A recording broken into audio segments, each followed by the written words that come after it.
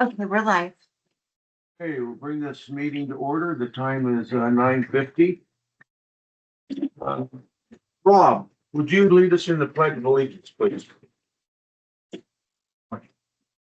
I swear allegiance to the flag of the United States of America, and to the republic for which it stands, one nation, under God, indivisible, with liberty and justice for all.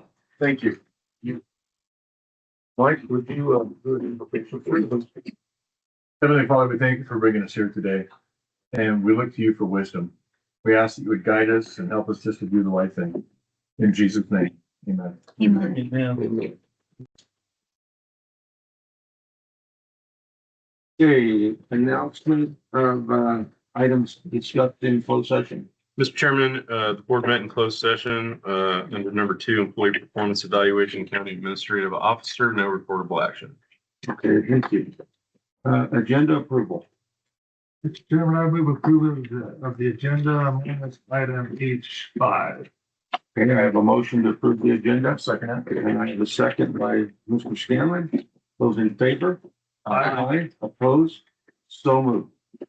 Here we'll go to public comment. Maury, you wanted to introduce someone? Mr. Chairman, members of the board, ladies and gentlemen, I'd like to introduce Amy Smith, who is our new public works director. And with that, I'll let her tell you about all her wonderful background. Good morning. Good morning. Happy to be here in Lassen County. I'm Amy Schmidt. I'll be serving as your new Director of Public Works. I hail from Colusa County, so we've been coming to this area for years and years. I have a background in public works and private construction. I'm a general contractor, degree in construction management.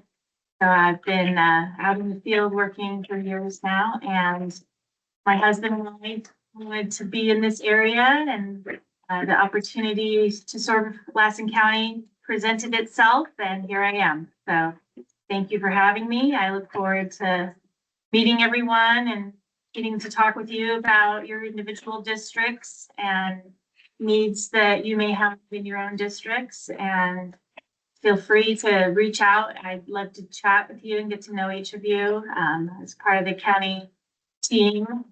Happy to answer any questions here, or if you want to come upstairs and see me after the meeting, that'd be great too. Just getting acquainted with Lassen County and our department right now. I'm only on day 2, so but thank you for having me. I'm really happy to be here. I'd like to welcome you to Lassen County. Thank you. It's a great place. I think so too. So, Right here. Thank you. Thank you very much. Welcome aboard. okay. When you're, I'm gonna do more public comment. You have a 3-minute. So the first person up is Rob Perry. State your name, please, for the record. All right, so my name is Rob Adam Perry, and I'm the new labor rep for UPEC 792 here in the county of Lassen. So I wanted to come and meet all of you and welcome you and first off, show my appreciation for the county employees. So hopefully some are in the audience today, if not, their family members. I'm sure the board will agree that our county employees work very hard on their job, and UPEC, our union, is here to support them. My second comment today is in appreciation to all the board members, including the chairman, for taking the time to volunteer to offer us guidance and leadership and be the voice of the future. So I wanted to say thank you for all of you guys what you do. My third comment today is just wanted to fill you in what UPEC is all about. So we have about 60 different government agencies in the North Valley, and they're all cities, counties, or special districts. We also represent many in the Monterey area, San Francisco, and Sacramento. We're part of a larger national franchise that has 500,000. But locally, we have 2,600 employees. And primarily what we do is we represent employees during bargaining for the MOU. But the other things that we do is any type of change in the terms and conditions of employment have to go through the union or the employees to reach agreement. And so I was on the phone last night till 8 o'clock about a new shoe policy in Glenn County, as well as they had to change some crisis management. And so the employees are now eligible for standby pay. So those are the efforts that the union makes. We support all the employees. And I just wanted to say, I thank you for being here and welcome me. Maurice and I will meet later this week or next week and handles the topics at hand. So I appreciate you. And also, I have the account, the Superior Court at Lassen County, as well as Biggs and Glenn County. So thank you. I wanted to thank you for making the trip up here in person. Oh, you did me a pleasure. Well, thank you. It was incredibly hot up down there. All right, thank you. Thank you. Okay. Okay, next up, we have Andrea Drake. Quite a team you have around you there. I do. Well, good morning, first of all. State your name, please. My name's Andrea Drake, and I come to you as the president of the Lassen Wrestling Association. And we have a long overdue thank you and appreciation, not from just myself, but from our club. I have a lot of our wrestlers here today, a few, this is only a small handful right here, and a few board members as well. We just want to really thank you for your support of our young athletes. We did have a last minute search for a facility last season, and it was thanks to your support of our program and our county's youth that we were able to successfully secure the fairgrounds facility at the Floral Building. And that just enabled our program to really have a very successful season. You didn't just provide a space for these young athletes. We had over 100 or near 100 athletes aging from 5 to 14.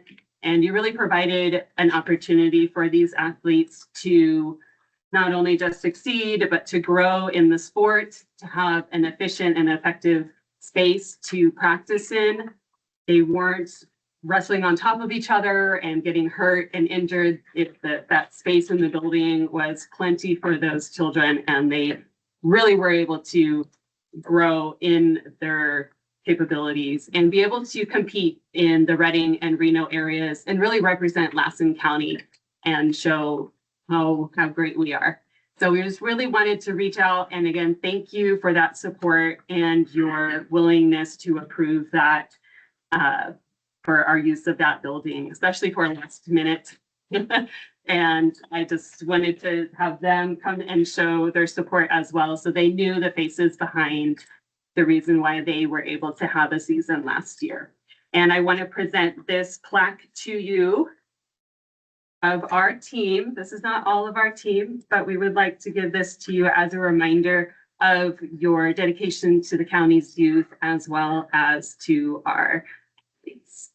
Well, thank you very much. We appreciate you. Could we get all of the wrestlers and any parents to come up here and we'll take a picture with the board? Let's do it.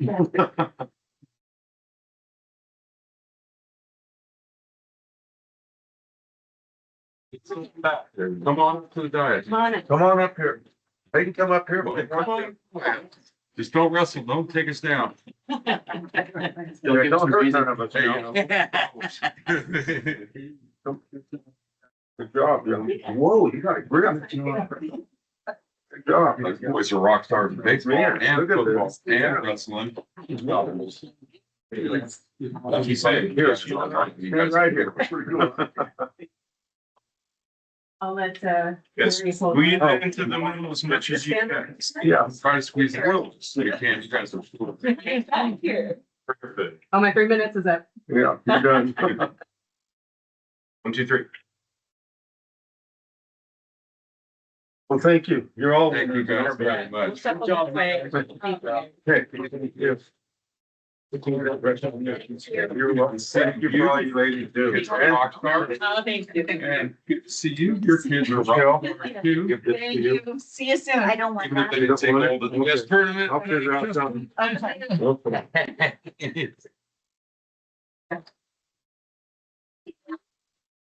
Okay. Is there anyone else for public comment? Being there are none, Jason, you want to start off with unagendized reports? Absolutely. This week I attended a couple of NorCal EMS Zooms. I just wanted to thank the Plymouth District Health Clinic for stepping up and running our ambulance service until we get an EOA in place. We're working on it. But we will have no lapse in ambulance service or air ambulance service. So thank the Lord for that. Attended LTSA and LCTC meetings yesterday. 395 projects or be over $150 million going into the 395 between the Doyle Safety, Red Rock Safety, the CAPM, and all the various projects, including the wildlife overland crossings. Also, the projects around the attended the Sierra Alliance meeting. The projects around the Amity Airfield are going full speed ahead. It looks like the solar array should be the first one to break ground. Let's see, this week, the Doyle Christian Church is hosting its first ever vacation Bible school. So anybody that is interested in the South County, it's a free event. It starts tomorrow. Miss Jenny and Miss Mariah put on a good Sunday school. So any kids that want to do that, come on down. I wanted to recognize our new Public Works Director, Amy, for coming here, and thank Mr. Matthew May of Many Hats for keeping us going in Public Works. And he did a really good job, and it's worth recognizing. And because we're not going to meet until next Tuesday, I want to wish all the fathers a happy Father's Day out there this Sunday. Hope you guys have fun with the kids. That's all I got. Okay. Yeah, I'd like to adjourn the meeting today in memory of Jerry Hemphill. You know, he was Greg Hemphill's father, who was a ranking commissioner for many years, and Jerry was just an integral part of this community and just a good man and a good family. So I just want to make that a memory. Attended LCTC yesterday at LTSA. We finally got one of our audits done, so we can start moving forward with that. We've only got one more to do now, and I think we'll be caught up to speed. So it was a good meeting yesterday. We got to meet Amy yesterday, and you know, some of the questions she asked that you know, she knows what she's talking about, and I'm impressed with her wealth of knowledge. So anyway, I've heard that from other people too, so. You know, I too want to say thank you to Maury for putting Matt in that spot to fill in. I'm sure he'll still be there for a little bit and keep caught up to speed. So anyway, so good job for that. Other than that, I didn't do much this last week other than get ready for my kid's wedding, and we finally got married off, and I'll spend this next week coming up, and we're good. So that's all I got. Okay, thank you. Tom. All right, yesterday I attended the senior health fair, and that was a really good event. There was a lot of vendors and the seniors there, and that was good. The senior lunch program, I also went there, and they did they're doing a great job with that. The Fire Safe Council meeting is at 5:30 on Wednesday. And then we have a pool meeting at 4. And then the air pollution or airport meeting is on Thursday. So I'll be attending that. And also, I'd just like to mention Jerry Hemphill. You know, he was a great man. He was a vet around here for many years, and he was one of the McDonald's coffee crew that met every morning, and so I know they'll miss him, and he was just a great asset to this community, and he'll be missed. Thank you. Maury.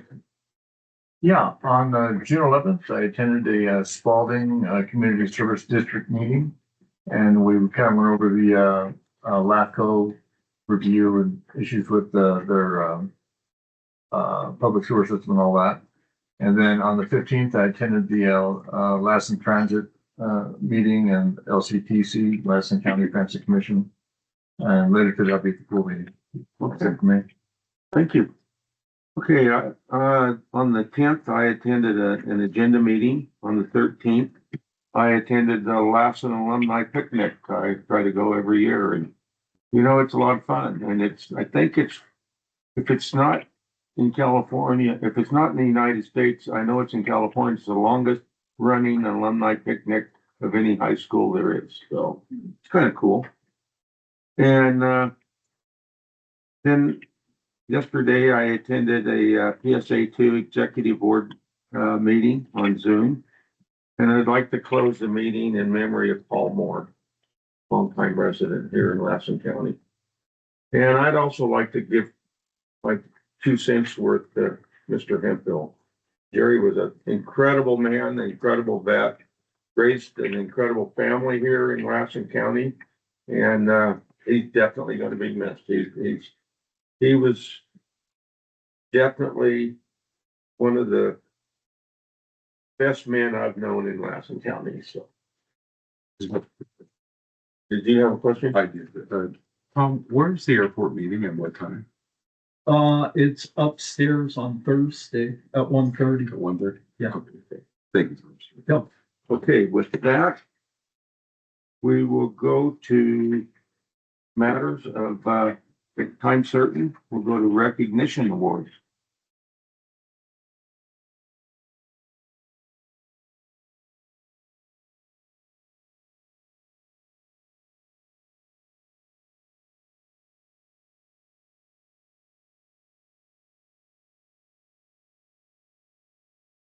Is Denise Hanson here? Kind of shy, huh? Okay. Would you let her know that, Tom, you got these Starbucks cards? Did you do these? Yeah, Okay, I just wanted people to know, Tom gave everybody a Starbucks gift card too. And Alex is not.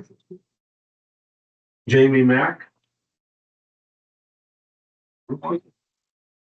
I know Alex Smith is not here. And that was for 25 years. How about Samantha Birch?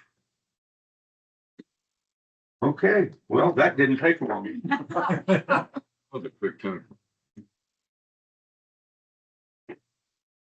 But you'll grab those, and take them to your department and get them to the rightful owners, please. Well, Gary, can you read off what those were? Because you had 10 years was to Denise Hanson, Public Works, and Jamie Mack from the Auditor's Office. 25 years was for Samantha Birch at Health and Human Services, and Alex Smith for Health and Social Services. Long-term employees, so thank you. Yeah, thank you. Okay, Columbus National Forest. State your name, please. Good morning. My name is Caitlin Ostmel. I am normally the Deputy Forest Supervisor on the Plumas. As of April 19th, I stepped in as the Acting Forest Supervisor. Laura Schweitzer, who I think you all know, has taken a temporary detail at the regional office in Vallejo to assist with the agency's reorganization efforts. She will be returning to the Plumas early in the fall, at the end of 120 days. But until that time, I will be in place as the Acting Forest Supervisor. So I wanted to come and meet you. And I have some cards, so you have my contact information. I will leave them here with the clerk. And please feel free to reach out at any time if you have any questions. I know you have a wonderful relationship with Mike, and I want to continue that with you as well. Some updates from the Plumas. Our fire staff has fully come on board. We are staffed at the same levels we have been previously. We had some excellent applicants, and I've been out on readiness drills watching them finish up their training and proficiency, and they are ready for the season. They are doing very, very well. I'm very proud of this crew. I also have the pleasure of announcing we've been signing a number of additional local fire cooperative agreements with local stations to expand our ability to support local fire departments who might be first on scene, move resources faster, etc. Yesterday, I just signed one with the Plumas Eureka Community Services District, which will expand our support elements, at least financially, make it a little bit faster and easier all the way up into that area. Additionally, looking at my fire notes, our rec sites are open. Royal Elk is our concessionaire. They are operating predominantly on the said forest. They're up and running. They're ready to go. We're expecting a very busy season. And I have some exciting news on grazing allotments. The Department of Agriculture and Department of Interior are holding a summit next week to announce some new grazing rules. I'm looking forward to hearing what they're telling us. We expect them to be very supportive of our ranching community. On the Plumas, we are prioritizing reopening currently vacant allotments, starting in FY 27, making sure we know we're able to do. And we are starting to accept applications from those grazers who would like to start getting on a list of who's interested in what areas, so we know where to prioritize our efforts. We do still How have many of some, those are gonna be opened up if you're vacant? we have to do some consultations in NEPA. We're trying to prioritize staff time. So we're gonna start that work after fire season for the most part. And then we'll be looking at early next year, I'm hopeful. But how many? I think we have 2 that we're hoping to open very soon, but the target is as many as possible, depending on interest. So if we have a lot of ranchers who are interested in getting into those allotments, I will prioritize staff time to support that. What do you got? 20? You have over 20, don't you? We have over 20 that are currently unavailable, and some of them do require quite a bit of work. They've been vacant for a very long time. So we are prioritizing ease of access and where we can get people in as quickly as possible. Yes, sir. May I make a suggestion on your priorities? Yes. Get them open as soon as possible. We're already, fire season's here. And there's tall grasses out there and it's something that should have already been done. And it's, from a timber background, I really understand how important those grazing allotments are before the fire season gets here, because after it gets here, it's too late. And, so I'm glad to hear that you're moving forward on it, but speed is a good thing there. We'll do our best. We are moving forward with some targeted goat grazing allowances on amending existing environmental analysis to allow that, and we could get goats out there this summer potentially. And one other thing, I'm glad to hear they're moving the main office out of Vallejo.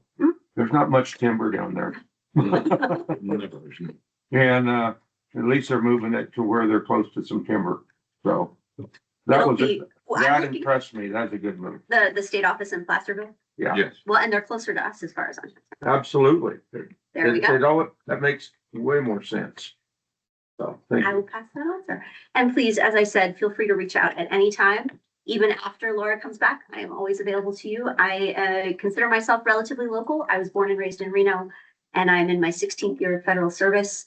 Been on the Plumas almost 2 years this fall, but it's been a wonderful time to be back in what I consider my home area. And so I am happy to talk with you at any time. Thank you so much. Thank you. Oh, yes, sir. Aaron, you have a question? Yeah, if you don't mind. Yeah.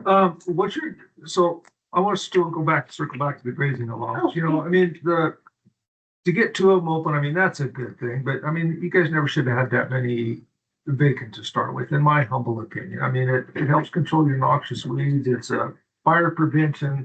It's knocking down the ladder fuels with the cattle grazing. And that should be one of your guys' top priorities. It should be multi-use, and you guys are, for a variety of reasons, I don't know what they are, but to have 27 vacant allotments on the Plumas, We are gonna change that. that's sad to me. As a cattle producer, it's very sad to me. Wow. And what's your guys' fire policy? I know we have a new administration and everything else, but so what's your guys' fire policy? Is it So- gonna be let it burn or watch it and wait or what? The plan is very heavy attack and focus on direct suppression wherever safety allows. The only time we would potentially going indirect would be if there was a safety concern. But our priority and what I've signed letters just signed them last week, directing all of our incident commanders on forest, and it's part of the delegation to any off forest incident commanders coming in, is that we are following the chief's directive in that heavy direct suppression is the priority and it's our predominant focus.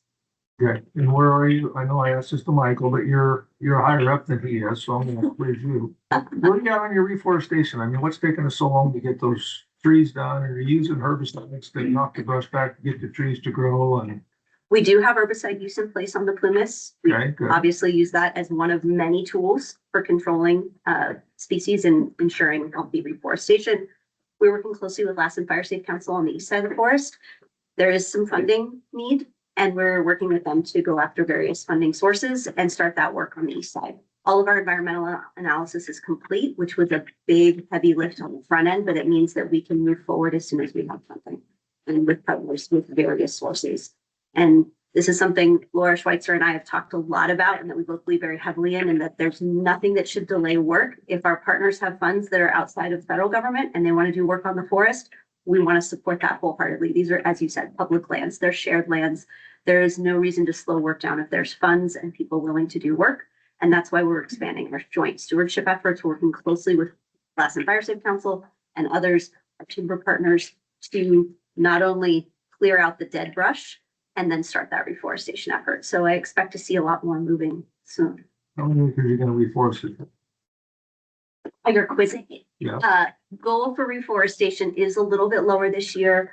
I don't know off the top of my head, but I will get back to you on the exact number. I don't want to give you a number and then have it be completely off base, but we will get you a number for sure. You're gonna go lower than what you were.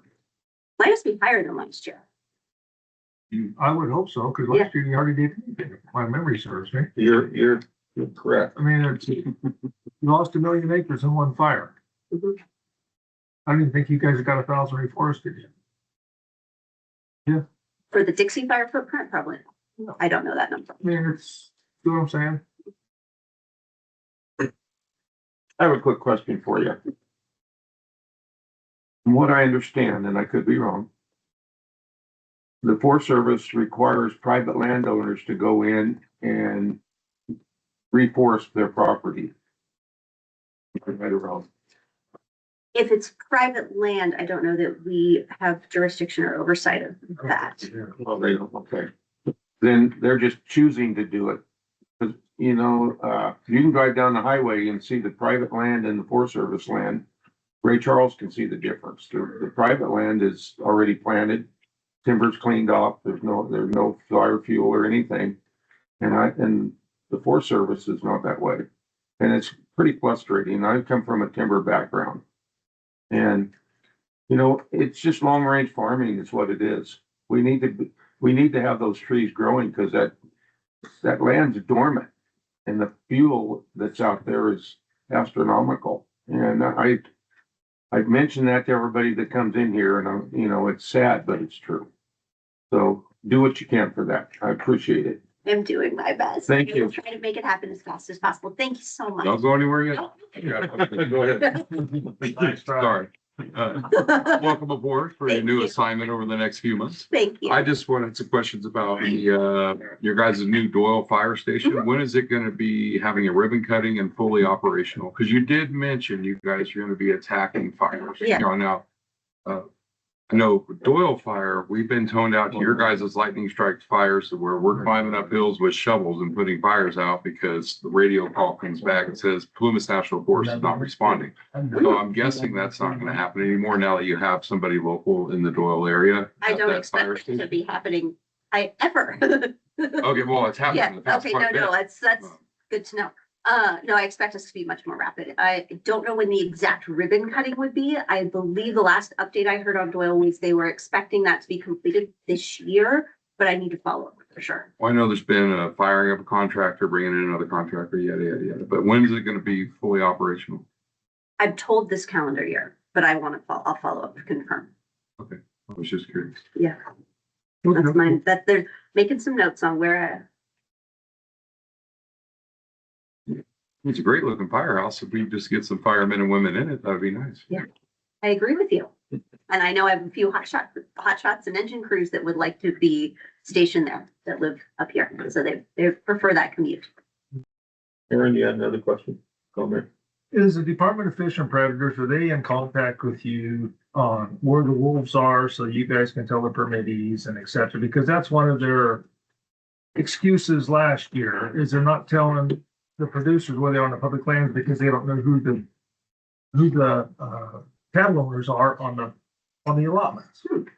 I said it's an easy fix. All you gotta do is call the forest where they're at, and then the forest can talk to the range con. The range con can tell Yeah. exactly who the permittees. And it's my understanding that we are in very close coordination with the organization. Obviously the Plumas is very lucky. We have Martha Roberts, who is an amazing range lead, and she has really good relationships with interagency partners and all of our permittees. So I will follow up with her and make sure she's got that communication. And if not, we'll make sure we're making that connection. If you would, Yes. because that Axel guy, he's the deal. I've not had the pleasure. You're not missing. Anyone else? Thank you so much for coming in. Thank you. It's a pleasure to be here. Who's the guy in the suit? And you found some good soap, buddy. You cleaned it right up. Very good. How you doing, Michael? I'm doing great. So I just have a quick, State your name, please. yes, I will. Good morning, board. Mike Ray. I'm actually the normal district ranger on the Beckworth, but I'm here on behalf of the Lassen National Forest for the next couple of months, starting yesterday. I will be the acting district or active forest supervisor, acting forest supervisor for the Lassen National Forest. So I did want a couple, before I get going for the Lassen updates, there's a couple things I want to help Caitlin a little bit because I was on the Plumas and that communication with permittees has already happened, Aaron. Good. We've shared, contacts, permittees numbers with their permission because they made that request a couple of years ago. And my concern was, well, the permittees want us to share their information. Of course, they did. So we've done that. And getting back to reforestation, the Plumas actually is working on a 5-year program work. And that's needs to be done by like in the next couple of weeks. And so we're creating that framework where our goals will be for next year, the following year, and so on. And all national forests are doing that have large, we'll say, bird landscapes. So just kind of adding on a little bit more to that. How many acres in that 5 years?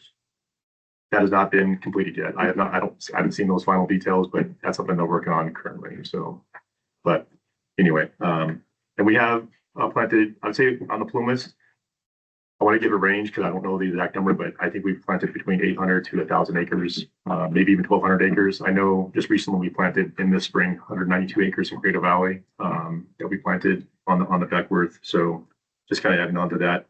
And we'll slowly see this trajectory of going more and more reforestation as we proceed the next couple of years. So,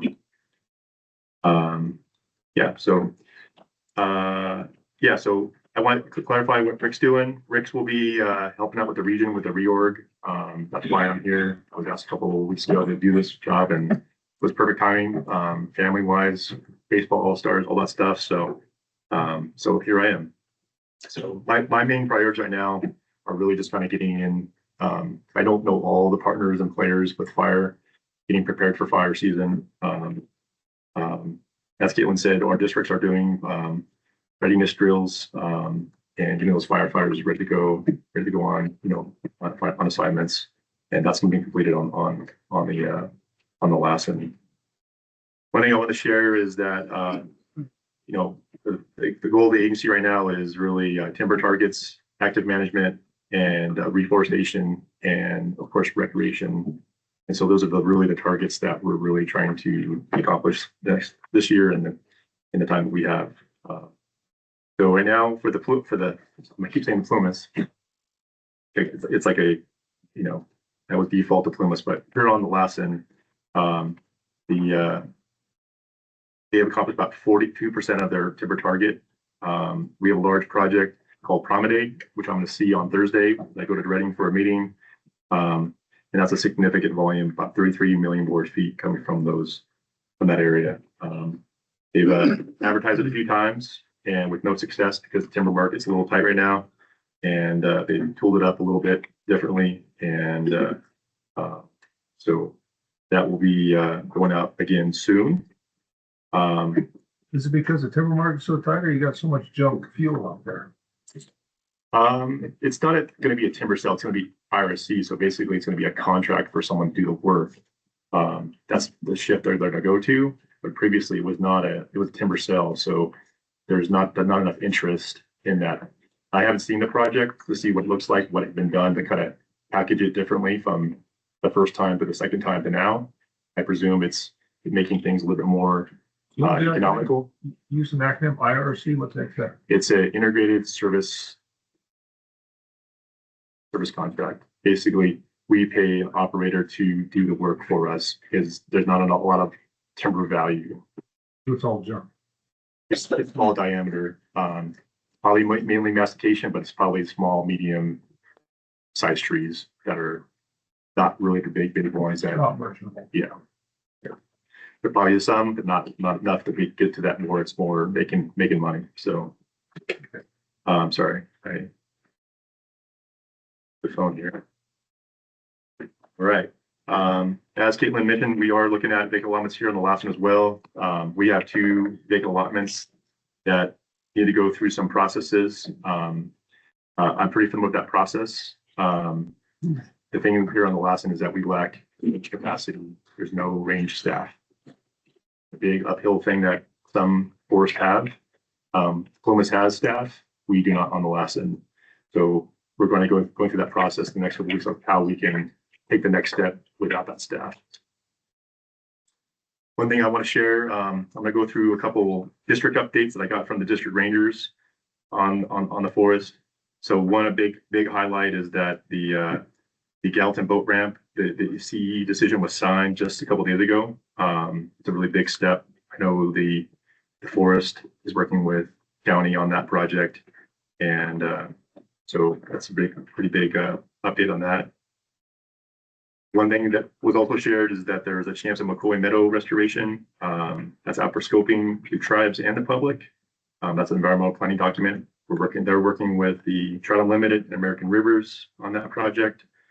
Another project that they're working on is a roadside project that started happening implementation wise in April, and they're working through with the Lassen Fire City Council. And that's funded with the grant. One thing on the Hat Creek that I should share is that they're working on a timber contract for SPI deck sales called HUT. And they're also working on a land transfer. And this is something I just got a little briefing on, but I don't have all the details. But there's a land transfer to the north with the Pitt River tribe that they're working through. That's what I have for the really main updates. I'll be here through October. Any questions for me? We know where to find you now, huh? Yeah, and hopefully everyone has my phone number. So Kept the same phone. anywho, You kept the same phone? I did. Okay, Yeah, good. phone number's not changing. I think I sent in a quick email to most of you last week. I probably should say in that email, I did state who would be the acting district ranger for the Beck work. That's Kristen Winford. She's our silviculturist there. She's great. Has a lot of, great background with fuels and fire. She has a lot of fire qualifications as well. So, and anyway, if you need her, I shared that information with you all as well. Okay, yeah. So, I just want to, thank the Lassen National Forest. They got a lot of those, big, pile, burning taken care of off of the, in 60 road and off the 10 road up there.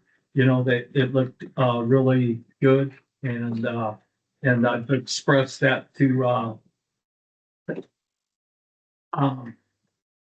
Rick also, that it was good. I appreciate the Forest Service working in collaboration with us on the Eagle Lake boat ramp. They're going to extend the low water road ramp out, and then they're going to put a service road to help fish and game when they're planning the lake. And so I feel that they made a great decision there. And also for your them redoing the Champs Flat area and that getting that watershed for the Pine Creek drainage.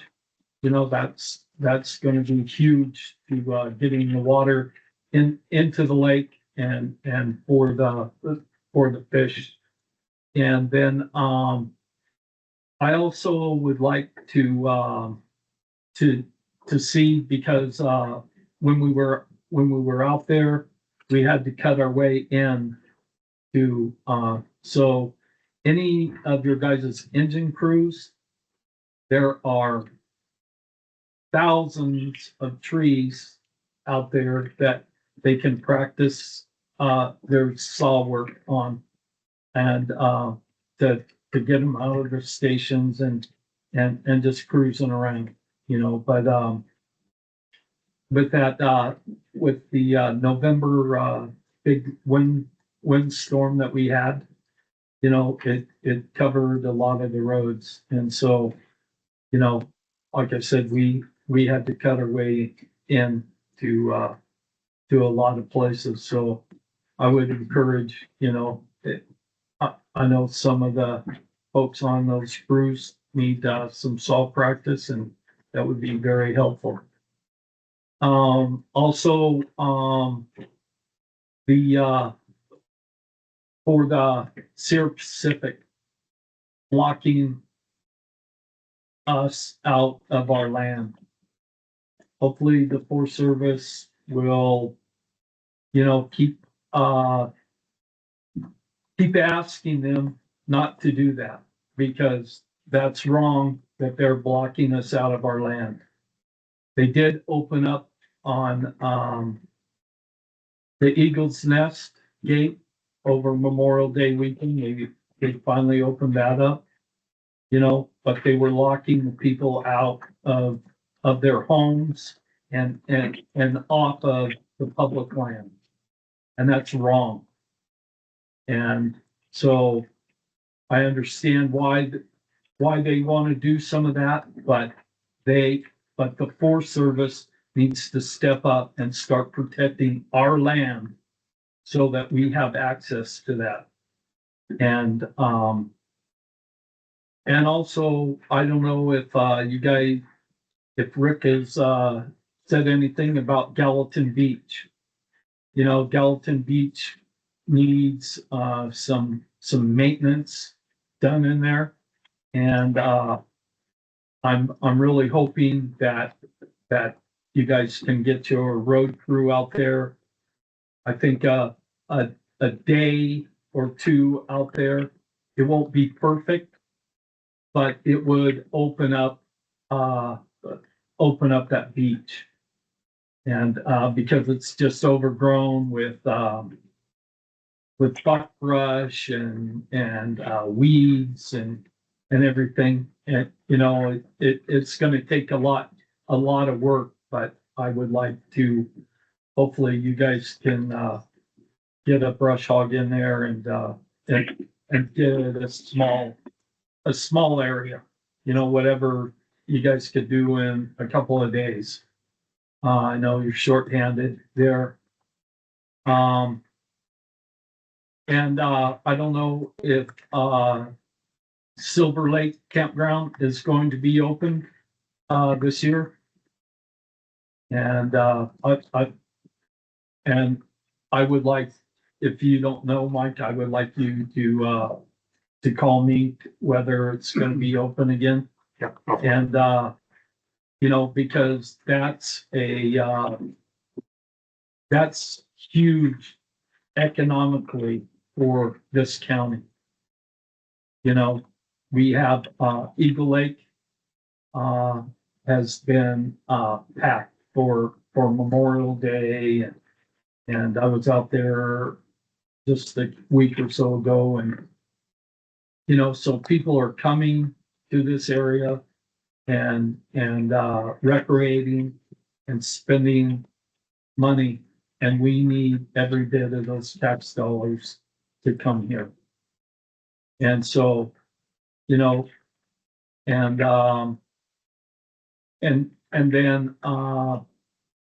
then Rick communicated with me that on the Fredonia Trail that you guys haven't forgot about it, but there's a few snags, but it's still on top of the radar. So I want you to keep it on top of the radar. Yeah, I actually meant to say, he did not talk to me about Silver Lake, but I will follow up with him on that. Okay. He did give me a briefing on Fredonia Trail, so. And sometime after July 4th, because I'll be busy the next few weeks, he wants you and I to take a road trip.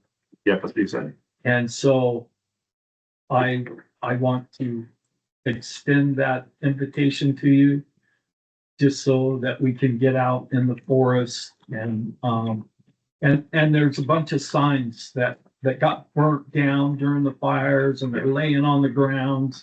And, you know, I mean, if you guys provide the signs, I'll put them up. You know, I mean, it's just nice when we're out there and utilizing that because it's the most beautiful place in the world is here in Lassen County. Well, I'll be here all summer, so I'll follow up on that driving tour. Okay. Thanks. That's all I got. Anyone else? Aaron? Yeah, sorry, but I gotta go back to the wolf thing. Sure. In Lassen County, is Department of Fish and Predators, are they making contact with you with the permittees and et cetera? I have not established contact with them, since being in this role, but I will reach out. Can you follow up just to make sure that that's happening like it is in Wolves, please? Yeah. That's very important. And then one of the things that, just so you're aware of, one of the things in the past is there was a district ranger in the Lassen. He wanted to penalize their permittees for having their cattle not on their allotment because the wolves have chased them through one allotment and through their own allotment into another one and into another one. If you want to penalize those ranchers, then that's not fair and that's not right. So please keep an eye on that to make sure that that does not happen. Sure. If you will. And there are tools out there that we can use to, when permittees elect to not graze that year.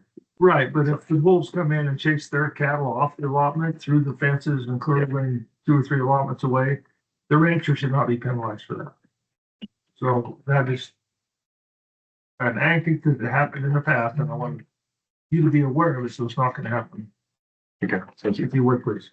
And then reforestation. The last one is worse than the plumes. Can you change that, please? Thank you. As I've said before, That's all I got. former ecologist, I want more trees planted. Yes. Anyone else? It may be bring them as a comment. Congratulations. Thank you, Mike, and looking forward to having you here all summer. Yeah, I'm here, so you guys have my number, you know.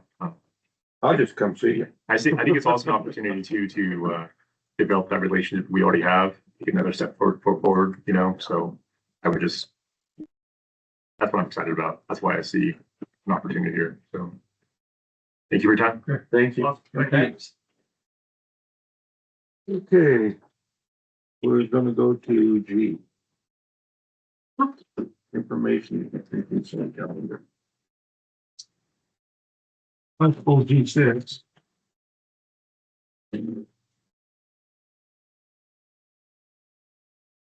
Anyone else? I'm gonna put G. One, wait, G5, I'm sorry.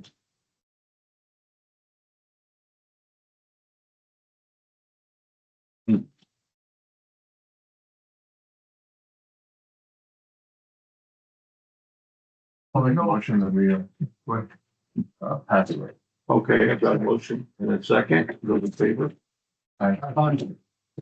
Michelle, on G5, I just need a correction. Yes. On my supervisor report, says I attended a historical society meeting.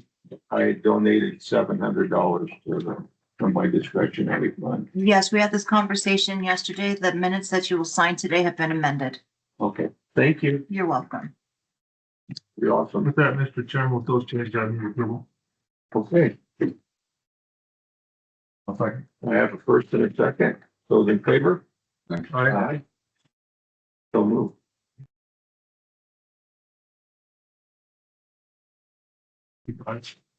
G5. G6. Yes. No, 6? Yeah. Okay, 6. I was focused. Thank you, Mr. Fairley. Is you, Natalie? That's me. Okay. Good morning, Mr. Chairman and honorable members of the board. My name is Natalie Ruger, Director of Public Health. And today I'm requesting approval for the paperless knowledge contract. This is a contract renewal. We've had this system in place for 5 years. And we'd like to continue our services with this software. So the software that we know is Integrated Enterprise Business Application, or IEBA. My staff, they hear that phrase all the time because we use this system to document our time that we're putting into the grants that we have. So, as many of you know, public health has a lot of very small grants, some larger. But to invoice effectively for the grants that we have, we need to ensure that we're documenting our time. All of these documents that we receive through this system are submitted with our quarterly invoices to ensure that we have efficient record keeping as well as audit readiness. So this system, all of our staff are very, very familiar with it. So if you look at the difference between the initial contract and this one, there are, we don't have the setup fees this time around. However, our staff is pretty familiar, so I don't believe we'll be utilizing much of the time for the technical assistance. Our staff, as I mentioned, it's for audit readiness, we use the supplemental documentation very frequently and also submit it with our invoices, hundreds of thousands of dollars of invoices annually. So I'll stop there and see if you all have any questions. Yeah, go ahead. My question is on page 25 of 33. It's under, that was 5.3.6. Maybe I'm reading it wrong. You said 25? Page 25 of 33. I guess if you look on the bottom of there, it's page 5 of their thing. Oh, okay. Paperless knowledge. Anyway, it's 5.3.6. 5.3.6. Okay. So I thought this whole contract was gonna be for $100,000, but then as I read this, and maybe I'm reading it wrong, because I'm not a lawyer by any means. It sounds like they can charge up to $100,000 per year of services. Am I reading that wrong? Share of services to be provided as indicated exceed. If you'd like more information on this clause, I can gather that for you. But if you take out each year of service, because it says each year of service, maximum of $100,000, but I thought the whole contract for like 5 years was for 100. Yes. Yeah, so the contract When I is, read this, it's contradictory. and I'm curious if that is because we pay per employee who has access to the system, so there's a cost associated with that. Even if Larger- $100,000 a year, though. Some counties that have a lot more staff, they have higher costs associated with it. However, here at Public Health, we have anywhere from 20 to 30 employees throughout the year and with staffing changes. So I'm curious if it means that. However, to accurately answer your question, I could gather more information. And as I'm reading this, it says that in no event will the cost of the county for each year of service provided as indicated in addendum exceed the maximum amount of $100,000. So that clause says that, like the initial memo on the front, it's a $100,000 contract, and this says it will not exceed that. Anyone each year of service. But we're signing a contract for this whole thing. This is, how long the contract is? I have to go back up to the call. For 5 years, so it's through $100,000 max? 2026. 5 years, Yes, not $100,000 a year for 5 years. no. And our contract with them, and it's based off of, like I mentioned, our staffing numbers. So that one there should be like, if you're gonna average it out, it should be 20,000, not 100,000. 5.3.6. And if you'd like, I can work with our contracts coordinator to get some of these questions clarified. That might be a good idea. I just don't want to see you get put in a bad spot. Lose all your money in 1 year, that's over something silly here. But I mean, I don't know. Like I said, I'm not a lawyer, but Scott's on the phone, maybe he has all this stuff in front of me, maybe he can answer it better. And one option would be to, the contract, contingent upon the language changes that were discussed to clarify the payment issue. Or, the board, to direct that it be brought back at the next meeting. I prefer the latter. If it doesn't impact anything for you, when we bring it back in next meeting. Yeah, we can do that. I will not be available for the Beaver meeting. However, I can delegate it to another staff member who will be in attendance. Thank you. Can you highlight that section? so I don't have to find it. I read it last night and then I spent a half hour here trying to find it again this morning. Well, I appreciate your due diligence on, ensuring that we are answering all these questions for you in advance. Is there any other questions?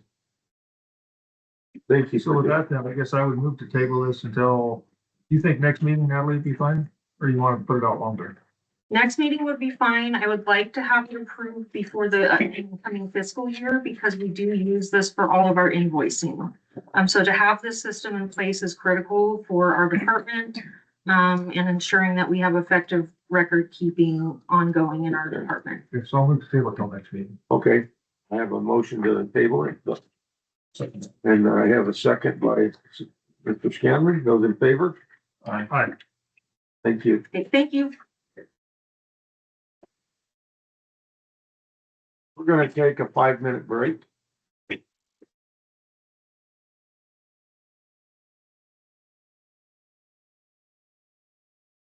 Yeah, sure.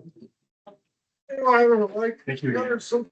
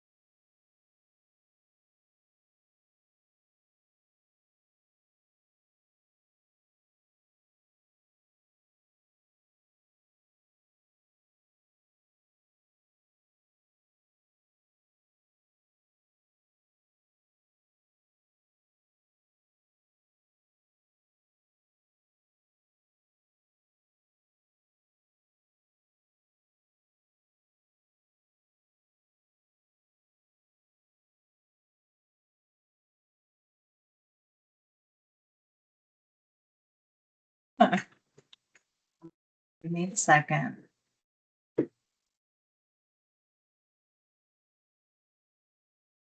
Okay, we're like, Back in session, H1, planning and building services.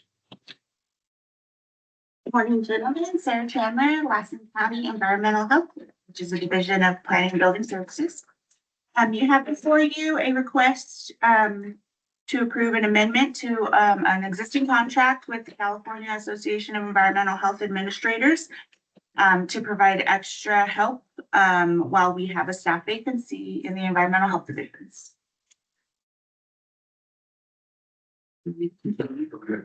Why did the contract go for $100,000? Well, so initially when we had, this contract this is the second iteration we put into place just recently. And that was, for a term of to June 30th, because we thought we had a successful hiring for that vacancy. Unfortunately, the candidate changed their mind. And so right now we still have a vacancy. So, in that case, because we don't know how long the vacancy will be, we are extending it until June of 2027, just in case we might need it. And that's why there's a substantial increase in dollar amount, because the existing contract was for just about 3 months of time, and this will be for about 18 months. If it is written, though, that if we are able to make a successful hiring, we are able to let them know that we will no longer need their services, and then we can transfer that over to our staff member. Excellent. Okay. So what qualifications does the person have to get this job? In the state of California, there is a requirement in the health and safety code that environmental health inspectors are registered environmental health specialists in the state of California. It involves a program of education and experience that we have to meet, and then we have to sit for a licensing exam and successfully renew that every 2 years in order to do inspections for our consumer protection and for all of the programs that we do in the state. Is it a hard test? It can be. It's pretty, actually, we have had pretty good success here in Lassen since I have been here, which has been over 10 years now. We haven't had any trainees that haven't successfully passed the test on the first try. Over my time in environmental health, I do regularly hear other directors and other jurisdictions talking about difficulties in getting trainees to pass the test, because there are certain restrictions that the California Department of Public Health has on how often they can take it and the timing of when they can take it. It's only offered 3 times a year, and then they can't take it back-to-back offerings, so they have to space that. I think that speaks to our, because of our small size, all of our inspectors here have to be what we call generalists, which means they have to have experience in all of the environmental health programs that we administer on behalf of the state. Whereas in some bigger jurisdictions, somebody might be hired for only food and only seafood their entire career, but the test encompasses all of the different programs that an environmental health specialist may be. You have to have a college degree. I'm just trying to get this out there so we can see what's, you have Yes, to have a sir. college degree. Yeah, thank you for asking. So you have to have it's a science-based college degree that you have to submit your transcripts for evaluation to a service that the California Department of Public Health uses. And there's a certain amount of hours required for microbiology, chemistry, the types of things that we're hoping a good candidate would have in their background. And so you have to have a bachelor's in order to start. And then based off of that, the Department of Public Health will prescribe the amount of experience, on the job experience that they will require of that candidate before they allow them to sit for the exam. It can range anywhere from 6 to 18 months on the job. And this historically has been a real challenge to recruit people that are already in that position. So Galen and Sarah have created a different position, that's sort of the junior position that gets them in the door, then they can work on achieving that and getting ready to take that test. We've So been nobody was successful. growing. Yes, we have two current inspectors that were luckily had science degrees but had not heard about environmental health prior to coming into the field, and we were able to get them registered, and now they're valuable members of our staff. Job. Very good. Did Any they other get up to you questions? just for a full year? I mean, how long before your in-house people can go up there and fulfill this, you think, you anticipate? Oh, well, so who we have here they're already registered. We just have an existing vacancy for it's actually for a senior level inspector position. We haven't been able to fill it. We tried to underfill it. We thought we had we did have someone that accepted the position. However, when it came time for her to actually move up here, she changed her mind. So that gave us the unexpected vacancy again. Okay.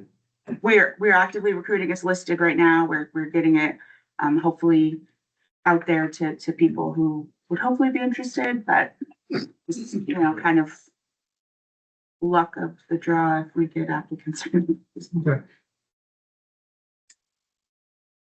Any other questions? Okay, so how many applicants did you have last time? The last go around was when we tried to, it's a level 3, it's a senior level position. So we tried to fill it with an entry level, someone who wasn't registered yet. And we had 3 applicants, I believe, if I'm correct. And they were all, none of them were registered, but all great potential. One we offered to, and they decided to go to another jurisdiction. And then we offered the candidate we offered to, and they accepted, but then ultimately changed their mind. So we're hoping to get another encouraging group of applicants this go around. So we might not need this until June 2027, but just in case, we wanted to be ready that way we Better to don't be fall behind. prepared, huh? So you're not able to hire a qualified applicant. You're having to lower the standards, right? Well, yeah. So that the vacancy that we have right now just happens to be that senior level, and our staff members that we have aren't quite there yet. So in trying to get someone to fill that vacancy, we did initially fly it at the senior level and did not get any applicants. So then we reduced it to the entry level, and we got some applicants that way. And how long is it going to take them to get up to that senior level with you lowering your standards? It takes about a year and a half, depending on the type of degree the person has and how long the Department of Public Health says they have to do training on the job. But they come up to speed pretty quickly and are working independently. I'd say within 6 months.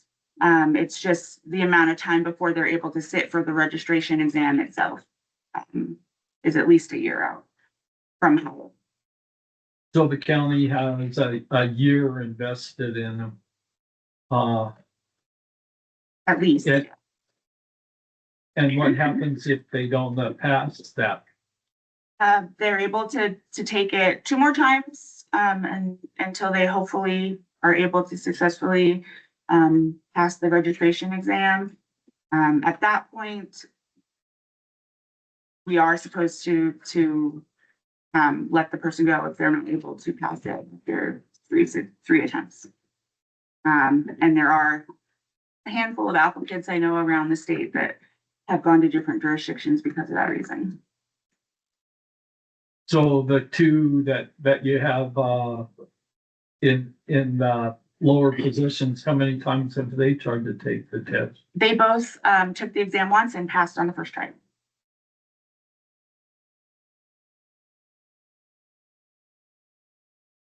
And so is this who's in the position now? Sure. Is there anybody in the position? Yes, so we're very fortunate here to have Doug Ames, who is a former Director of Environmental Health for Lassen County. He's been in the area since before the county took over environmental health. He was an original state of California, sanitarian is what they used to call them back then. But he is retired in our area, but luckily for us, is willing and able to keep working. He enjoys helping us and has a genuine interest in making sure that the environmental health division is doing as well as we can. So because he is still registered, this is the agency that the KHA contract allows him to work for us on an hourly basis using their insurance and their human resources stuff. And he comes and he provides hours for us. He's actually an invaluable resource in the knowledge that he has. So he's actually working for a contractor that's working for Lassen County, Yes. and that's why the $100,000. Well, they're a nonprofit, are they not? I believe so. They're a nonprofit.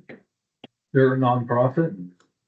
They provide the workers' comp and all that stuff for these retired directors to be able to provide their help to counties that need extra part-time help.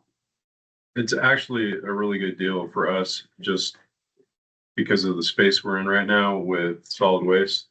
He has invaluable experience, and we're faced with a lot of challenges with the departure of the previous public work director and the knowledge that he had. And so Mr. Ames has really been invaluable and really knows all the history with the landfill, especially.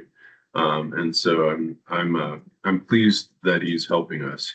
And like I say, this is just coming out of vacancy savings out of that position. It is a temporary thing. We would like to fill that, but we're lucky to have him. So basically, this contract is for Doug. Mm-hmm. Oh, it's a no-brainer. Yeah, I mean, he has all the experience in every category, but Yeah. we are definitely needing his experience with solid waste. Right. Well, I'm wondering how we're working around the 960 hours with PERS. It's between him and his employer. Yeah. So we're paying his employer. Because as long as he isn't working for the county, he's working for a contractor. And I don't think I believe that's So how that it's doesn't evolved. come into play. I don't It think would so. it would with his current employer, but not Lassen County. But also, how many days a week he doesn't work full time. He's not, Yeah, 2 days a week, up to 8 days a month. so he's, it is his responsibility to keep track of that. But I think the amount of hours that he's been working, because this is, I think Sarah said, his third year. So he must be keeping track of that, and that's his responsibility.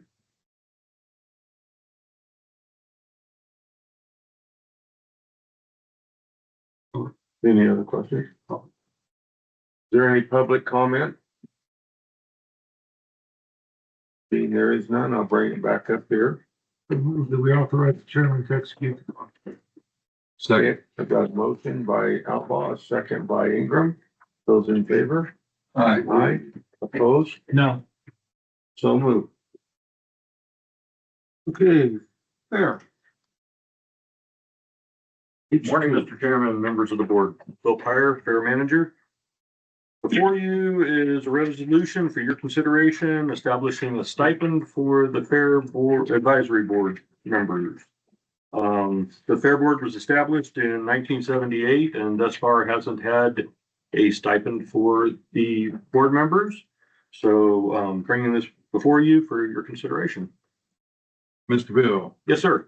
all right, I know we talked about maybe putting this together like a stipend for the planning commissioners. They get a little bit of nothing to come in plus mileage.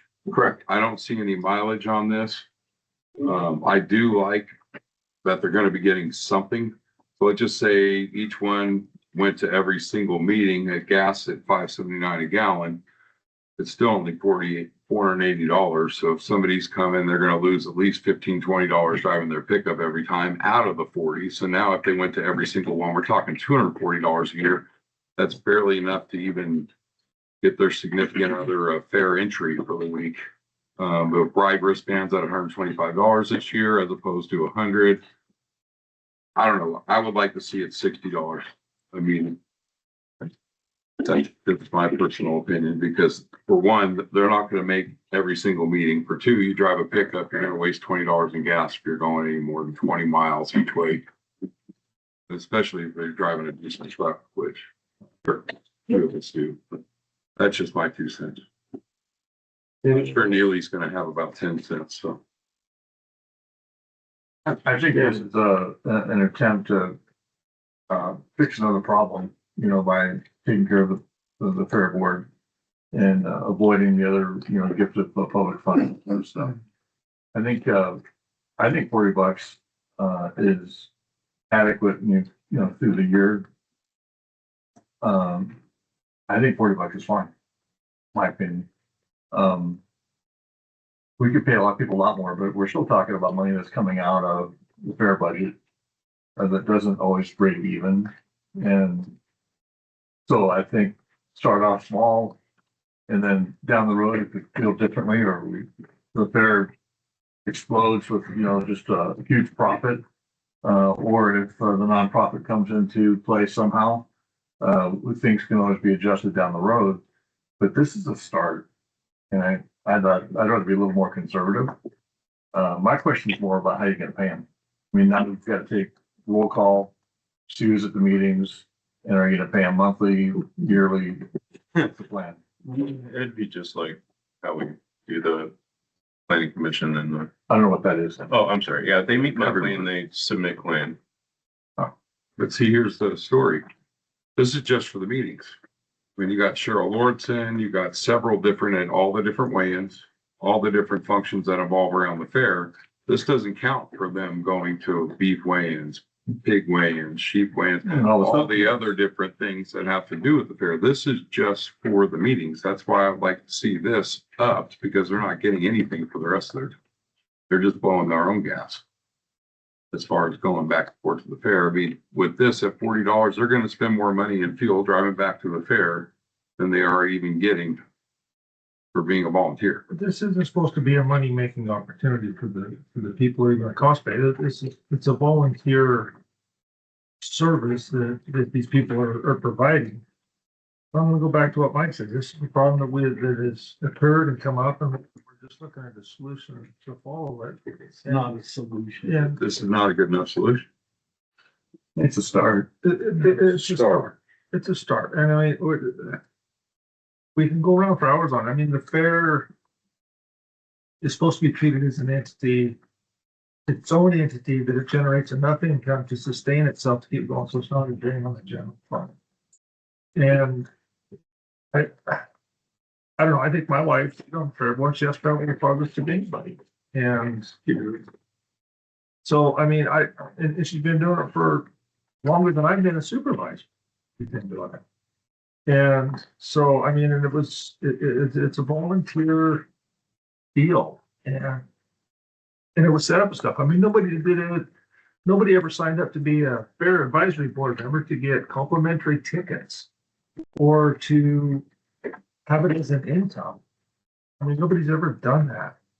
And over time, it's kind of morphed into getting these tickets and whatnot as part of pay for their volunteers that they provided, which was great. It was awesome and it was fine. And then, you know, it's just a gift of public funds. We need to take care of the volunteers that signed up for this, so we're not going to get them in trouble if they have to report it on their taxes and et cetera. By doing this here, it eliminates all those problems. Oh, that really helps.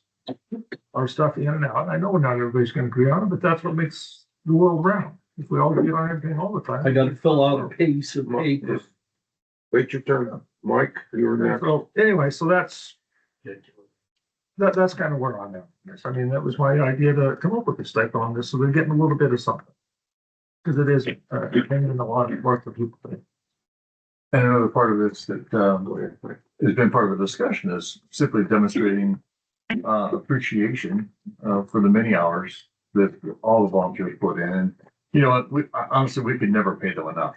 I mean, it's not just the fair board meeting. Right. It's as I go to those meetings, I watch the different subcommittees that they're all coming in for on different days. Yeah. And, I mean, some of them are making 2 or 3 trips, you know, a week, for this, and we'll never pay them enough. And their value is much greater than the $40 a meeting that we're proposing. Absolutely. It's a gesture. It's an attempt to limit the liability on the part of the county. It's an attempt to not give a gift of public funds that looks funny from different angles, depending how you look at it. And it's simply an acknowledgement of their valued service. And, you know, I mean, we could pay them all a lot more. And if the fair made a bunch of money, and the county was flush with cash, I'd be right with you. But like everything else we're talking about, where's the money coming from? And so I think we got to be very careful. And, you know, there's a balance to be struck. And I think that this $40 a meeting is a start. It's a balanced approach. See how that goes and roll from there.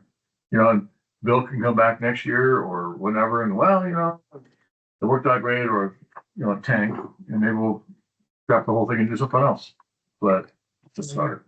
Do you want to say something, Tom? Yeah, is everybody done? Yeah, go ahead. Well, I called on you. If you got something to say, say it. So, so the planning commission gets their $40. They get more than that. Well, I'm assuming this proposal was because the planning commission got $40 a meeting. No, I think it's between, well, it involves mileage as well. That's why I got a problem with all this. So, so the planning commissioners are here 1 hour. How many hours did your fair board work, Bill? Our meeting last Tuesday lasted about 2 hours. And how many hours does your fair board work, Bill? It depends on the fair board member, but it could range from 10 hours a month to 40, 50 hours a month, maybe even more. And during the fair, it can be that much just in the week of the fair. There's substantial time investment. So if we're comparing apples to apples, you know, that it doesn't match, you know, that compensation that they're getting. And I agree that nobody signed up on that fair board for compensation. Right. Because they all donate out of their pocket thousands of dollars. And so On a yearly basis. Yeah. on a yearly basis, Yeah. thousands of dollars. I mean, the ones we ran off, you know, had $10,000 and $20,000 a year that they put in. Nobody ran them all. Yeah, they did. Yeah. And so I think that it should be $100 a meeting for the time and effort that they put in. The drinking funds have been nice too. Yeah, Make it 1,000. yeah. I like that. I Yeah, like going to But 1,000. it's not gonna work. It- I mean, you know, you can't give what you don't have. Did you want to say something? Well, yeah, I just wanted to hear what Tom had to say, Okay. but you know, because I think it should be a minimum of 80. I didn't even think about all the other efforts or anything else, but be a minimum of $80. Period. Anything less is a slap in the face. We gotta take it without the Fair Advisory Board and their volunteers and their husbands and their kids. I mean, it's not just the Fair Advisory Board pick that comes in, they're bringing their family with them. And they're all volunteering, we would not have a fair without this select group of people. And it's not just them, like I said, I mean, we got their kids coming in, you got their husbands, their wives coming in, the whole 9 yards. That was probably Yeah, I'm sorry, I should have thought of it. I didn't even. Yeah. Mr. Chairman, my wife's just on the Fair Advisory Board. Oh, yeah, It just dawned on me that I'm gonna use myself in this discussion. that's probably a good idea. Yeah, I think it needs to be $80. I'm pretty sure if we get into the realm of 100 or something else, then we got FPPC filings and everything else per month. Not that BPC regardless. They fill out the 700 form. Yeah, they do. Guys think that it's all that. Everyone has to fill out a 700 form. I had to do it when I was a volunteer on the Susan River Fire Department. I had to do it when I was on the Fair Board. I have to do it now. Well, we're getting a little bit off subject here. Well, that was a good point that somebody brought up about their concern of them having to fill out paperwork. And that's part of the paperwork that you have to fill out that they're concerned about. You're right. We have to fill that out. Everybody has to fill it out. Yeah, everybody does. So what's that have to do with the price of tea in China? Because they were saying because we're giving them compensation. That's regardless whether we give them compensation or not, you still have to do that. That's my point. I don't think the paperwork's the point. I don't think that's the point. I think that's just thrown in the mix. The issue here is the dollar amount. Yep. That's what we're here for. The proposals at $40 a meeting, I think that's a good place to start. That's what we have to start with. And we're not gonna go collect the county money tree. We don't have money floating around to do this stuff. And so I think we're trying to make a gesture. We're trying to do, I think, the right thing. And I think we need to start off conservatively versus the other way. Any other comments? Yeah, I got plenty. They're just, Bill, can you do this fair without your fair advisory board? I definitely can't do the fair by myself. How much do you make a year, sir, if you don't mind me Yeah. asking? Over, all right, well, excuse me. You're getting a little carried away. Okay, well, we'll just put this into perspective. Where's the fiscal impact on this? We're talking $4,800 if they all attend every single meeting. They're worth at least double that to the fair to make the fair work. I don't think anyone's arguing that. Well, then why wouldn't we approve the stipend to be double what we're talking about here? This proposal is a slap in the face. So they get gas money. They don't even get gas money off this, let alone getting tickets. You know, they got to buy tickets for their significant other to come down and volunteer at the fair all day and all night. You think that's fair? Absolutely not. And the price of tickets this year, it's through the roof. When I volunteered last year, I had no expectation of any compensation whatsoever. I was there purely to serve and to do the job that Bill asked me to do. My wife came with me. We had a great day. We met a lot of people, had a lot of fun. I'm planning on doing it again this year. And I don't want any tickets and I don't want any compensation. And I'm not doing it for that. And the board itself, generally speaking, they are not doing it for that either. We're just making a gesture. It's like sending them a Christmas card. It's an acknowledgement of their service and that we appreciate that. Can we afford to pay them what they really are worth? And why are we arguing over money that we don't have? Why don't we just do it the way it's laid out and see how it goes? We can always add to it if it doesn't work out. You don't take something away once you get it. And Unless you do it like last year, take it away. That's a little bit different, Tom. Yeah. Anyway, you want to make a motion? yeah, I'd like to make a motion to adopt the resolution. I have a motion. I'll step back from the chair and I'll second it. All right, now discussion is back open. I'm not agreeing to anything unless it's doubled.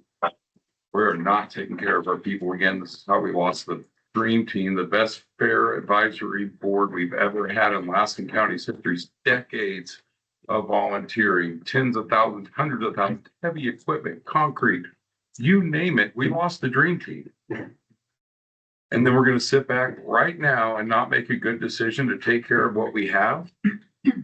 This is a horrible decision. Well, if we don't do this, what are they gonna get? Zero. Well, that's because you don't want to vote to take care of these. That's not Me and what, Tom that's wanna not take what he care of just said. Don't put words in his mouth. Well, you just That's not what he you just said. step back to second the $40 motion. That's a slap in the face. It needs to be $80. It's a start. And we can't give something we don't have. Okay, well, you guys can vote to not take care of your fair advisory board members. That's.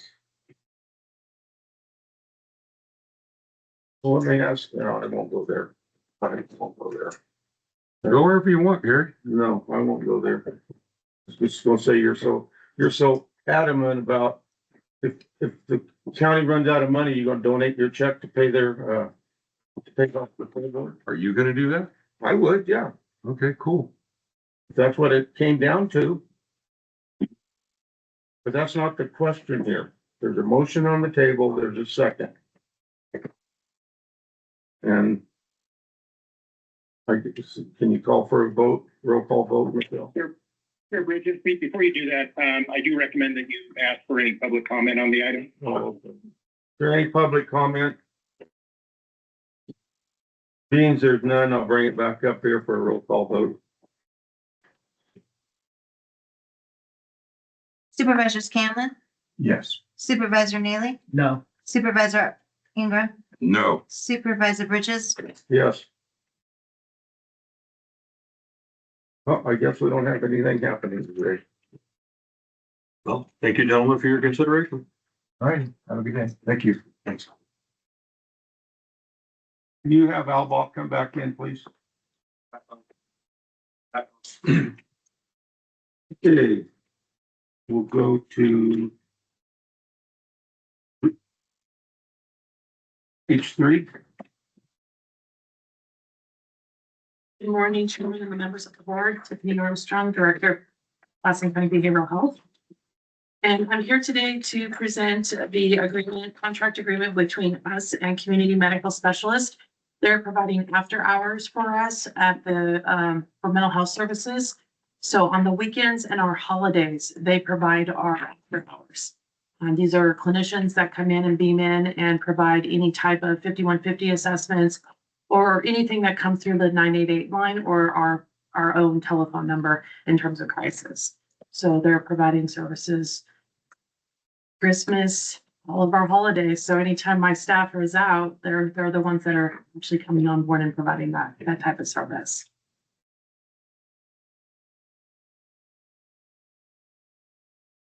Mr. Chairman, can I ask a question? Yes, go ahead.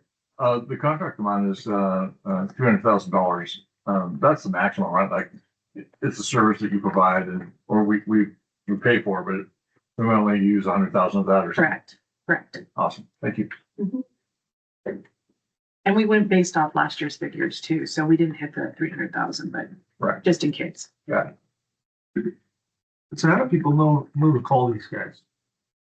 We have a situation where we have a switchboard through Alameda, which we have a contract with. So they're the ones that actually receive the calls through 988 through our actual 251-8108. Whatever. And then they direct them, because we don't want our clinicians to be tied up with frivolous calls, like prank calls or prank calls, that kind of thing. We want them to actually do an actual provide a service. So Alameda is the one that does the first triage, and then when it's a very legit call, and then transfer it to a therapist. Send to the alcohol guy, the drug guy, or the suicide guy, or whatever the Correct. case may be with the individual has. Absolutely. And this is the same outfit we've been using, just. Correct. Yeah, they're based out of Reading. They're a very good company. Yeah, They were, I've heard good things about the system's been working as it should. Absolutely. I can't complain. They've been very good to us, especially when it's hard to find a clinician who wants to work Christmas Day. I mean, you can't find therapists who want to work those holidays or in the weekends. And they're on from the time we close at 5 o'clock and they reopen, and then they're on shift until 8 a.m. on Monday, unless it's a holiday. And then they're continuing to stay on. So these are devoted folks who want to help and provide services to our county. And so somebody does call them. Did they call you on Monday morning at 8 o'clock to say, hey, we got so? Absolutely. They actually now we have an electronic health record system, so we can go in there and look at it immediately on Monday morning to see who they actually serve. So just last week, and they served 6 people. And so those are folks that they had received calls from Alameda who said, hey, beam into the emergency room. We need you up there to assess individuals. Then you'll follow up after that. Absolutely. Absolutely. Oh, good system. It is a good system, and it really gives us a lot of relief. I remember the days when myself and other folks had to work the weekends and at night and on, of course, on the holidays, and that puts a strain on our regular staff. So it's really nice to have this contract with these individuals who are willing to give our staff the breaks that they deserve, so.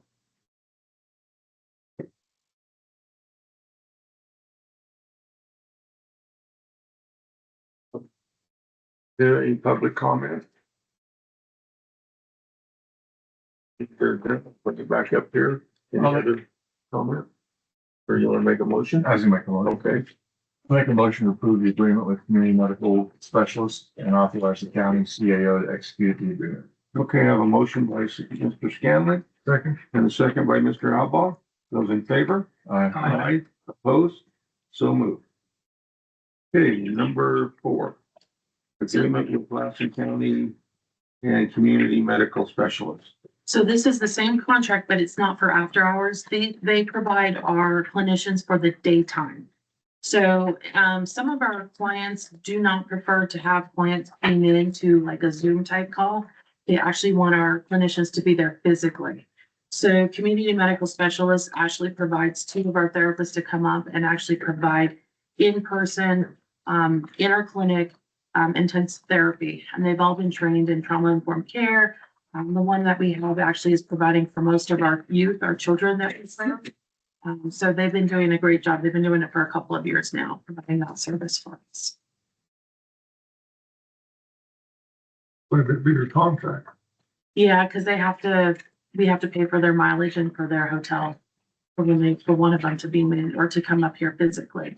And she's only here for 3 days out of the week, and then the other 2, she's still providing services through telehealth only for our clients who can actually benefit from it.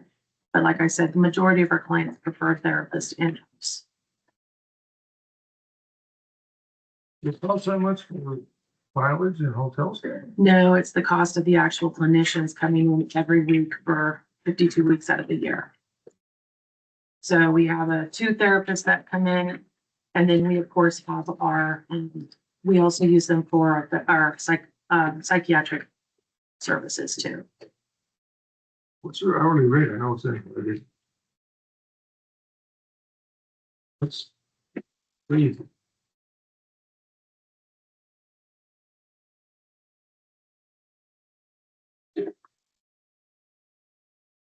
So for a licensed clinician, it's $166 per hour. For a psychologist is $200.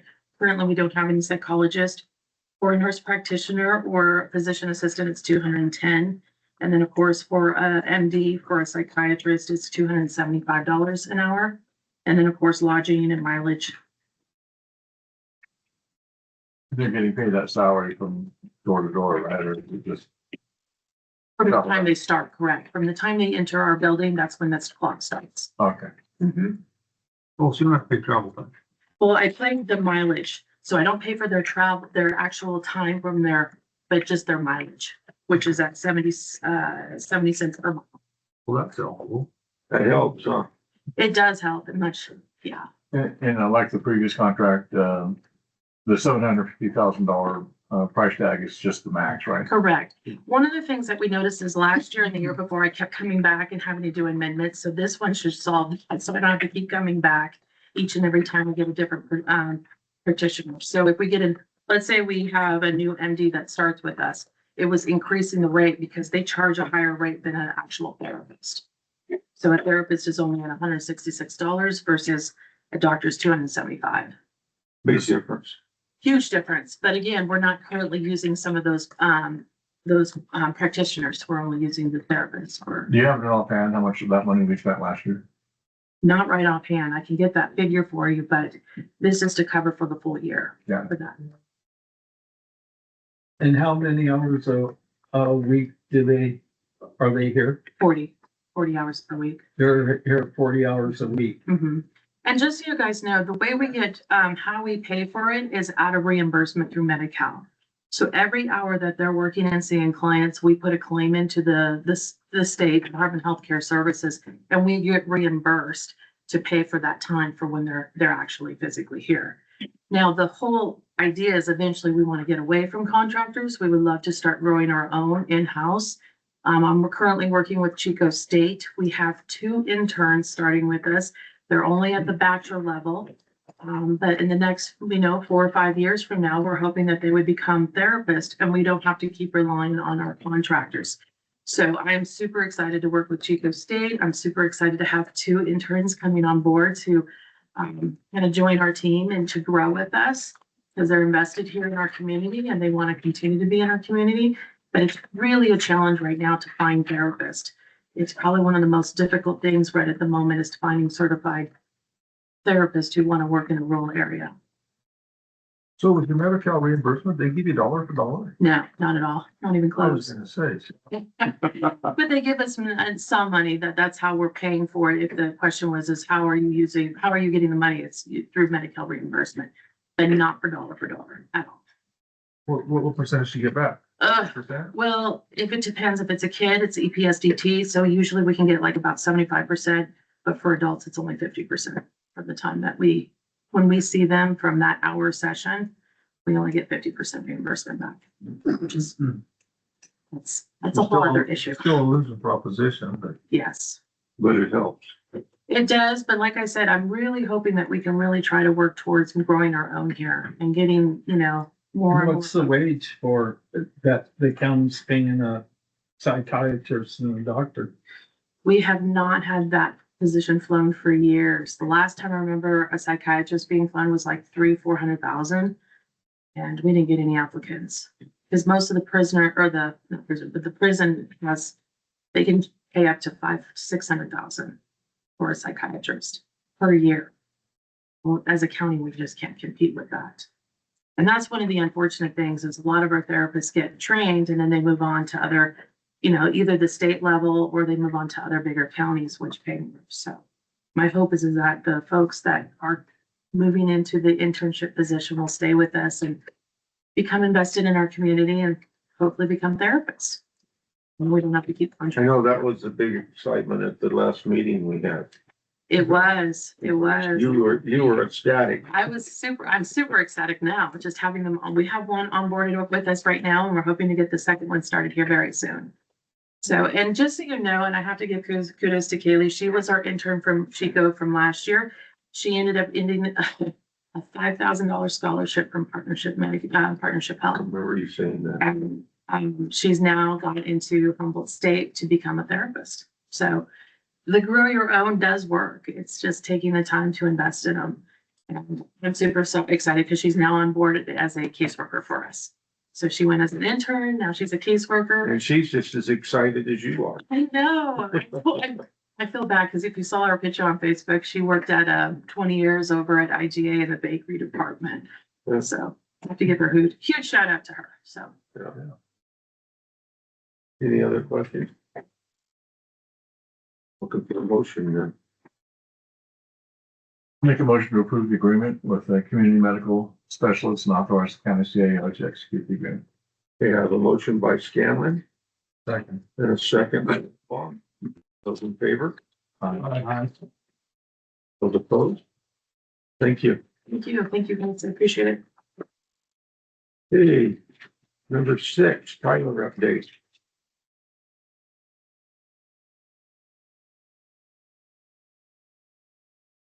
Morning, Mr. Chairman, Board of Supervisors, Virginia Shapp, Personnel Analyst. So a few weeks ago, we had provided a brief update that we would come back in June to give you a status on the Tyler project. So I'm so happy to tell you that we have completed our audit of all of the past transactions at the inception of Tyler.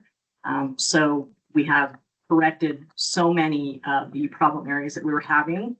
And we'll probably find a few things here and there moving forward, but we already have them identified. We'll be able to fix them. It won't stop our progress from moving forward to employee access, which is next on our list of to do. We will be working on establishing that we have supervisors correct in the system, that we have workflow working, and we'll be doing testing at that point, once we made sure that all of those corrections are made, that they're up to date.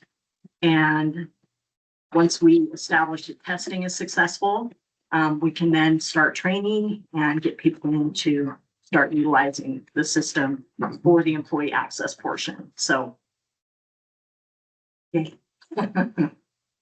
Is the employee access portion the very last step? Well, yes, I mean, that is for that module in order to get people to have access to their pay slips, their timesheets, entry, and all things in the HR world that they can, recruitment, all of those modules will then fit together in that employee access module. And so that's the goal moving forward, is to get that rolling. But we had to have a clean system in order to move that information over, so that we wouldn't have any hiccups and it wasn't erroneous information. So So that's the very last thing that needs to be accomplished. for that module, yes. What other Yes. modules still need to be? Well, I think originally we had purchased a couple of different modules. We may not use them, but they were part of the package. Right now, we're just focused on employee access, which is the most important, I think. And the recruitment side will then be enhanced because we haven't utilized that yet, but that'll be next after employee access. The employee recruitment? Employee access, that means I can go in there and I can look at all my stuff. Every employee will have a username and password, and they should be able to log into the county system, and there will be a home page there, and you can access your timesheets, input timesheets, those who are required to have them, and you can access your W-2s in the current year or previous years, and you should be able to do some form of open enrollment for benefits, just for the health and dental portion. We won't be able to do that with AFLAC programs because that's handled by the broker through AFLAC. But a lot of those features we can hopefully get integrated, which was the whole reason we were excited about the program in Munis when we purchased it initially. Do you have a completion date on the employee access? I don't. We did a lot of programming in the beginning when the project started, and we need to go back and see exactly, fill in the pieces that may be missing. So, I will definitely come back and give you a status on where we are after we've examined what's left to do. But that's next on our list. Been a long time coming, huh? It has. Well, Regina neglected to tell you that it's been all hands on deck. Absolutely, yes. We solicited a group of people from the auditor's office as well. Because as you might remember, the last thing is we had to go back through each individual file, fix them. Some being way more complicated than others. So they had a dream team, they divvied it up and they got it done. And I want to say thank you to Regina personnel and the auditor's office and administration for getting that done. That was a huge undertaking and they got it done. And here we are in June and that's a good report. Oh, you're like 97% done.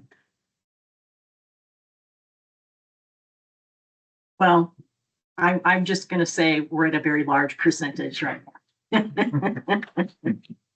We don't know, but I'm very confident and that we can now move this forward in a more expedient manner. You're closer than you've ever been. We are very close. We might get this, we were just commenting on the light at the end of the tunnel that it may not be a train now, so that's good. Yeah. And I can say that I think, based on my Turndale meetings with other county CAOs and whatnot, that I think we're in a better spot than a lot of counties are now with this software. This software is not earning a good reputation with many jurisdictions. I've heard that. And I don't know which jurisdiction. One jurisdiction is just outright starting over and try a different software. Mhm. So I think we've made a lot of progress, and I'm really proud of all the people that have put the hard work in, because this has really taken a large amount of time away from what they typically do in a day. So It'll be nice to have this behind you. yes, Yeah. Can we go back on Tyler and sue him for false advertising? Because this is not software, this is hardware. well, I don't know the history of how we got there and why that particular software was picked. I think Cheaper one.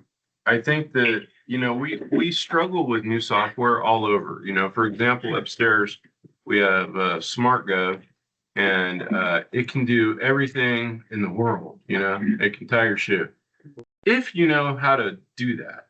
And the problem is, like, a lot of these softwares are so overly complicated that the typical user isn't in a position to do that. And so I think, I don't know, Regina has a better understanding of it than I do. But I think a lot of it is that it's like, we have to get trainers, even though she's been immersed in it for years. You have questions that only people that are at a higher level can answer. And so a lot of it's that. But is it a good software to begin with? I don't know.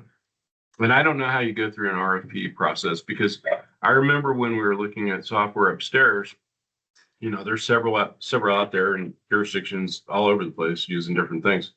And when you get that pitch, you're looking at the shiny Buick on the floor, and you're like, well, it looks pretty good. That'd be great. And then you get a clunker, and you got to figure out how to fix the engine all by yourself. Yeah.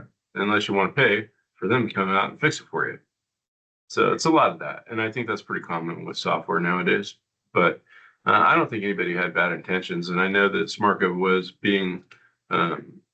was kind of the pick in the day of different jurisdictions. So, I think everybody goes, oh, well, you get a consensus. Well, that seems to be a popular software. And so you give the benefit of the doubt that everybody's been kind of researching it and feeling comfortable. That doesn't necessarily pan out. And once you jump in, you're committed. Oh yeah. We're jumping out now. Mm-hmm. Kind of like leaving the diving board. Yeah. Once you leave, you're gonna get wet. Well, once when the county, entered into this thing, I mean, their backs were against the wall. Right, that's true. Their backs were against the wall. They had no choice. Right. And it wasn't only Lassen County, it was Butte County, it was Sierra County, it was Plumas County, it was Lassen College. Everybody was using this counting and software, and it was going away. The one guy died. Yeah. So there's no more updates or fixes. The other guy was retiring, and I'm not making any more changes. So the county was back up against the wall, and this software was a generic software that was supposed to fit everybody in the world's needs. They just had to find to the way they wanted to use it. And I can tell you that I am really proud of all the staff for all the hard work that they did to accomplish, because I know how hard everybody's done work. And I've been, the bad guy up here wanting to push for that. But I want you to know that I'm proud of everybody. Thank you so much. Yeah, so much. And Tom, thank that's a you. strong statement. That is a strong statement. I Thank you. mean, I am. And you're genuine about it. That's awesome. Yeah, and it's appreciated. Very much so. And I totally understand that we were like in a rock and a hard place. I mean, we got more time with that old software than we thought we were gonna get. And then when it finally did die, we're still surprised. It just, you just think, oh, it's never coming. And then when it finally did, it did, but we were in a good enough spot that we made it through. So. Anyway, yeah. Thank you so much. Thank you. Thank you, Virginia. And to everyone else. Everyone, it was, And I have an enormous amount of appreciation for the staff and our team and how hard everybody worked as well. And we, we worked really hard together. We worked cohesively and got it done. And, Yeah, I think I'm very happy. my office being right there by yours and some others, I seen the stress. And, all the employees really paid a price for that. And it's Well, and pretty we amazing. want it to work too. We Yeah, want to be able to do our I know. job Just- easier. Anyway, We hope that kudos to we'll be moving in the right direction now. everyone. Thank you so much. Do you have anything? I thought Taya was in here. Was that on consent? She was on consent. She was on consent. Or else Okay, we're investing. no, I think I've said quite enough. Okay. Well, we're adjourned.